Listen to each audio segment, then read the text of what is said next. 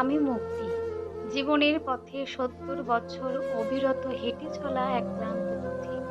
জীবনের শেষ সন্ধিক্ষণে দণ্ডায়মান আপাত হেরে যাওয়া এক কলঙ্কিত চরিত্র।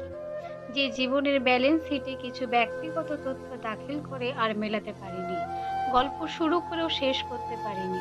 মানুষ হয়েও সে মানুষ হতে পারেনি। আমি জীবন ইতিহাসে এমন এক চরিত্র। এখন অজান্তে নিজেকে প্রশ্ন করি, আচ্ছা আমি কি মানুষ? শুধু ২ হাত ২ পা, রক্ত মাংস, ভালো পোশাক, উচ্ছ্বাস ও প্রতিপত্তি, শুধু চাওয়া পাওয়া, নেওয়া দেওয়া, এটাই কি জীবন? জানেন, আমারও একটা পরিবার ছিল, কিন্তু ওই পর্যন্তই। এতে না ছিল টান, না ছিল অনুভূতি। শুধু মেকি স্ট্যাটাসে তমকা আটা ক্ষয় রোগগ্রস্ত কঙ্কাল কাঠামো, যাতে না আছে প্রাণ, না আছে স্পন্দন। জানেন, ছেলেকে বিদেশে পাঠালাম মানুষ হওয়ার জন্য। সে কিনা আমার শেষ জীবনের অবলম্ব ৭ রাজার ধন এক মানিক।